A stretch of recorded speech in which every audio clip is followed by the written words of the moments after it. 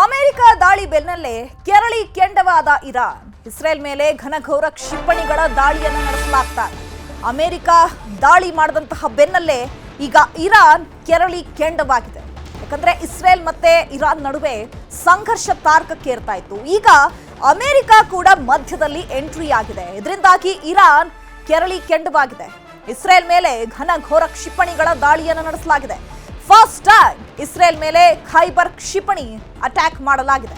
1500 kg ತೂಕದ ರಾಕ್ಷಸ ಖೈಬರ್ ಕ್ಷಿಪಣಿಯನ್ನ ಪ್ರಯೋಗ ಮಾಡಲಾಗಿದೆ.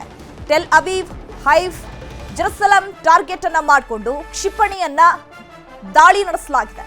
ಏಕಕಾಲದಲ್ಲಿ ಕ್ಷಿಪಣಿ ದಾಳಿ ಮಾಡಿರೋ ಇರಾನ್ ಕೂಡ ಪ್ರತಿ ದಾಳಿಯನ್ನ ಮಾಡ್ತಾ ಇದೆ. ಮತ್ತೊಂದು ಕಡೆ ರಷ್ಯಾ ಅಧ್ಯಕ್ಷರ ಜೊತೆ ಇರಾನ್ ಚರ್ಚೆಯನ್ನ ಮಾಡ್ತಾ ಇದೆ.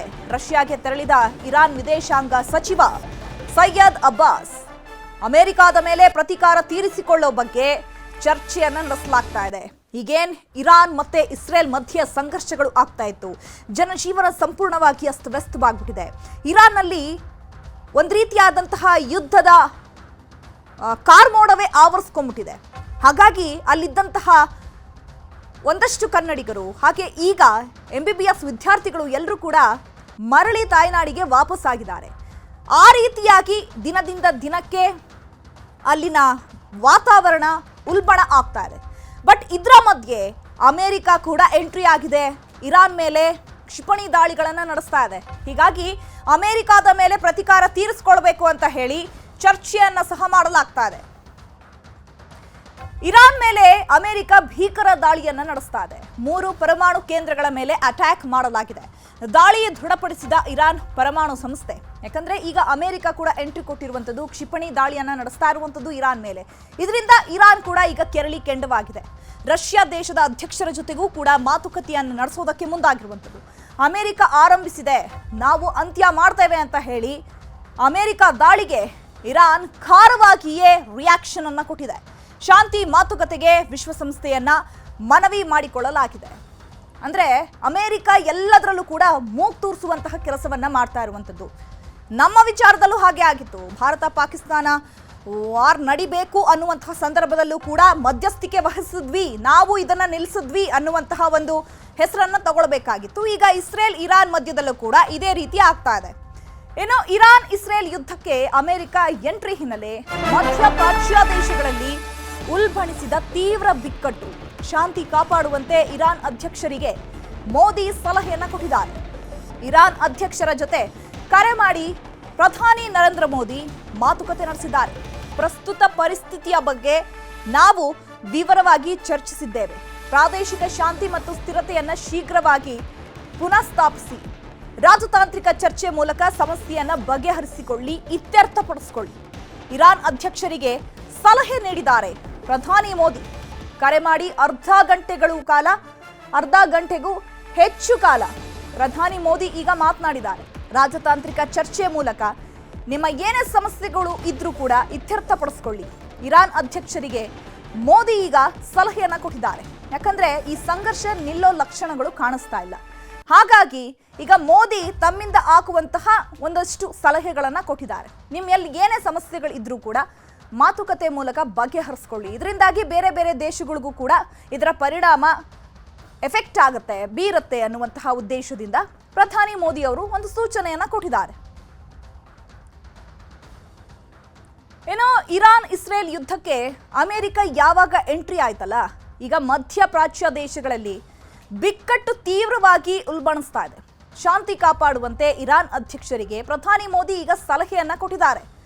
ಈ ರೀತಿಯಾಗಿ ಸಂಘರ್ಷಗಳು ನಡೀತಾ ಇದ್ರೆ ಇದಕ್ಕೆ ಕೊನೆ ಅನ್ನುವಂಥದ್ದಿಲ್ಲ.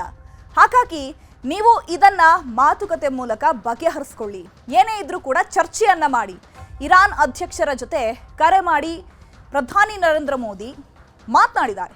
ಪ್ರಸ್ತುತ ಪರಿಸ್ಥಿತಿಯ ಬಗ್ಗೆ ನಾವು ವಿವರವಾಗಿ ಚರ್ಚಿಸಿದ್ದೇವೆ.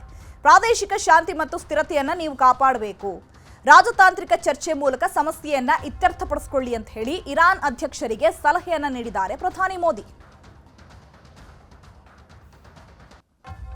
ಈ ಬಗ್ಗೆ ಮತ್ತಷ್ಟು ಮಾಹಿತಿಯನ್ನ ಕೊಡ್ತಾರೆ ನಮ್ಮ ನ್ಯೂಸ್ ಎಡಿಟರ್ ರಾಘವೇಂದ್ರ ಗುಡಿ. ನೇರ ಸಂಪರ್ಕದಲ್ಲಿ ಜಾಯ್ನ್ ಆಗಿದ್ದಾರೆ. ರಾಘವೇಂದ್ರ ಗುಡಿ, ಇಸ್ರೇಲ್ ಹಾಗೆ ಇರಾನ್ ಸಂಘರ್ಷದ ಮಧ್ಯೆ ಈಗ ಅಮೆರಿಕ ಎಂಟ್ರಿ ಆಗ್ತಾ ಆಗಿರುವಂತದ್ದು ಸಾಕಷ್ಟು ಚರ್ಚೆಗಳಿಗೆ ಹಾಗೆ ಒಂದಷ್ಟು ಆಕ್ರೋಶಗಳಿಗೂ ಕೂಡ ಕಾರಣವಾಗಿರುವಂತದ್ದು. ದೊಡ್ಡಣ್ಣ ಅಂತ ಹೇಳ್ಕೊಂಡು ಎಲ್ಲಾ ದೇಶಗಳ ಮುಖಾಂತರ ಮೂಗು ತೂರಿಸುವಂತಹ ಕೆಲಸ ಅಮೆರಿಕ ಮಾಡ್ತಾ ಇರುವಂತದ್ದು. ಇದಕ್ಕೆ ಸರಿಯಾಗಿ ನಾವು ತಕ್ಕ ಪ್ರತಿಕಾರವನ್ನ ಕೊಡ್ತೀವಿ, ತಿರುಗೇಟನ್ನ ಕೊಡ್ತೀವಿ ಅಂತ ಹೇಳಿ ಇರಾನ್ ಕೂಡ ಈಗ ಚರ್ಚೆಯನ್ನ ಮಾಡ್ತಾ ಇರುವಂತದ್ದು. ಹಾಗಾದ್ರೆ ಈ ಒಂದು ಸಂಘರ್ಷ ಮುಂದಿನ ದಿನಗಳಲ್ಲಿ ಯಾವ ಹಂತಕ್ಕೆ ತಲುಪುವಂತಹ ಸಾಧ್ಯತೆಗಳು ಇದೆ? ಮಾತುಕತೆ ಮೂಲಕ ಇತ್ಯರ್ಥ ಆಗುವಂತಹ ಸಾಧ್ಯತೆಗಳು ಇದೆಯಾ?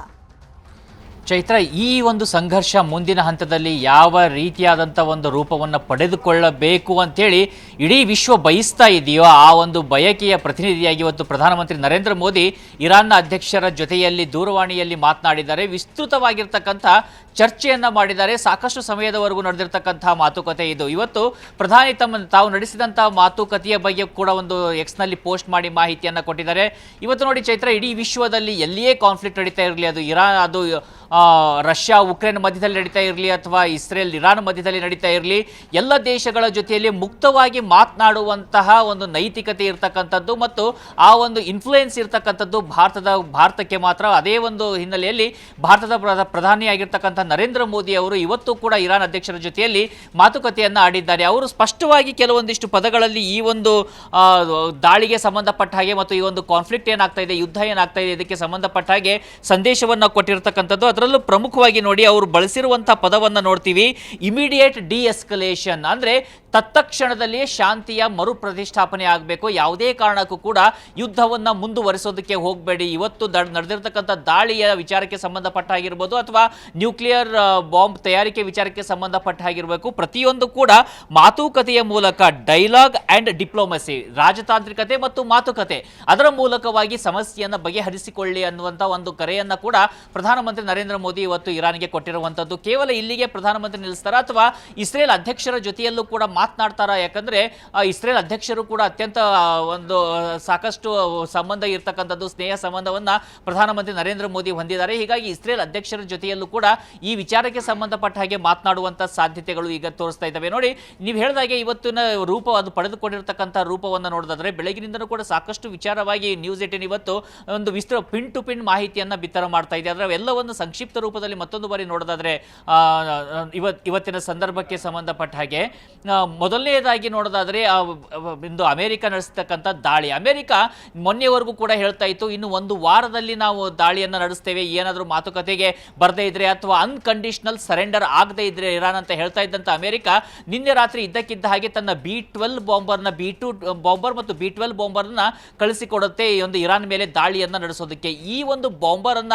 ಸಹಜವಾಗಿ ಸಾಮಾನ್ಯವಾಗಿ ಅಮೆರಿಕ ಕಳಿಸುವಂಥದ್ದೇ ಅತ್ಯಂತ ದೊಡ್ಡದಾಗಿರ್ತಕ್ಕಂಥ ಟಾರ್ಗೆಟ್ ಅನ್ನ ಅಚೀವ್ ಮಾಡೋದಕ್ಕೆ. ಚೈತ್ರ, ಈ ಒಂದು ಟಾರ್ಗೆಟ್ ಎಷ್ಟು ಹೇಗಿರಬೇಕು ಅದು ಅನ್ನೋದನ್ನ ನೋಡೋದಾದ್ರೆ ಇವತ್ತು ಅಮೆರಿಕವೇ ಹೇಳಿಕೊಂಡ ಹಾಗೆ 3 ನ್ಯೂಕ್ಲಿಯರ್ ಫೆಸಿಲಿಟಿಗಳು ಇರಾನ್ ನಲ್ಲಿ ಇರ್ತಕ್ಕಂಥದ್ದನ್ನ ದಾಳಿಯನ್ನ ನಾವು ಮಾಡಿ ಅದನ್ನ ಧ್ವಂಸ ಮಾಡಿದೀವಿ ಅಂತ ಹೇಳಿ ಅಮೆರಿಕ ಹೇಳ್ಕೊಳ್ತಾ ಇದೆ.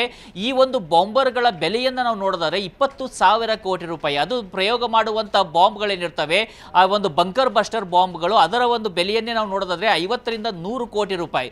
ಈ ಒಂದು ವಿಮಾನವನ್ನ ಹಾರಿಸೋದಕ್ಕೆ 1 ಗಂಟೆಗೆ ಖರ್ಚಾಗುವಂತದ್ದು ಭಾರತದ ಕರೆನ್ಸಿಯಲ್ಲಿ ನೋಡೋದಾದ್ರೆ 1 ಕೋಟಿ ರೂಪಾಯಿಗೂ ಅಧಿಕ. ಇಷ್ಟು ಖರ್ಚು ವೆಚ್ಚವನ್ನ ಮಾಡಿ ಅಮೆರಿಕ ಆ ಒಂದು ಟಾರ್ಗೆಟ್ ಅನ್ನ ಹಿಟ್ ಮಾಡ್ತಾ ಇದೆ ಅಂದ್ರೆ ಆ ಟಾರ್ಗೆಟ್ ಎಷ್ಟು ವ್ಯಾಲ್ಯೂಬಲ್ ಆಗಿರುತ್ತೆ ಅನ್ನುವಂಥದ್ದು ಕೂಡ ಇಲ್ಲಿ ಪರಿಗಣಿಸಬೇಕಾಗುತ್ತೆ. ಹಾಗಿದ್ರೆ ಪ್ರಮುಖವಾಗಿ ಈ ಒಂದು ಯುದ್ಧಕ್ಕೆ ಕಾರಣವಾಗಿದ್ದೇ ಇರಾನ್ ನ್ಯೂಕ್ಲಿಯರ್ ಬಾಂಬ್ ಅನ್ನು ತಯಾರು ಮಾಡ್ತಾ ಇದೆ ಅನ್ನುವಂಥ ಆರೋಪದ ಹಿನ್ನೆಲೆ ನಡೆದಿರ್ತಕ್ಕಂಥ ಯುದ್ಧ ಇದು. ಈಗ ಇಸ್ರೇಲ್ ಆಗಿರ್ಬೋದು, ಇರಾನ್ ಆಗಿರ್ಬೋದು, ಅಮೆರಿಕ ಆಗಿರ್ಬೋದು, ಇಲ್ಲಿಗೆ ಈ ಯುದ್ಧಕ್ಕೆ ಒಂದು ವಿರಾಮವನ್ನು ಕೊಟ್ಟು ಮಾತುಕತೆಯ ಮೂಲಕವಾಗಿ ಮುಂದಿನ ಸಮಸ್ಯೆಯನ್ನು ಬಗೆಹರಿಸಿಕೊಳ್ತಾವ ಅಥವಾ ಯುದ್ಧವನ್ನು ಎಸ್ಕಲೇಟ್ ಮಾಡ್ತಾ ಹೋಗ್ತಾವ ಅನ್ನೋದು ಕೂಡ ಪ್ರಮುಖವಾಗಿರ್ತಕ್ಕಂಥ ಪ್ರಶ್ನೆ. ಈ ನಿಟ್ಟಿನಲ್ಲಿ ಭಾರತ ಶಾಂತಿಗಾಗಿ ಇವತ್ತು ಮತ್ತೊಂದು ಬಾರಿ ಮೊರೆಯನ್ನು ಇಟ್ಟಿರುವಂಥದ್ದು, ಶಾಂತಿಗೆ ಕರೆಯನ್ನ ಕೊಟ್ಟಿರುವಂಥದ್ದು.